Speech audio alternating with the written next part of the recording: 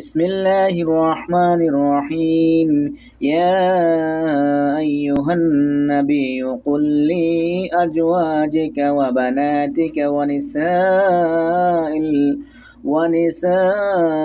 المؤمنين يدنين عليهن من جلابيهن ذلك أدنى أن يعرفنا فلا يؤذين وكان الله غفورا رحيما।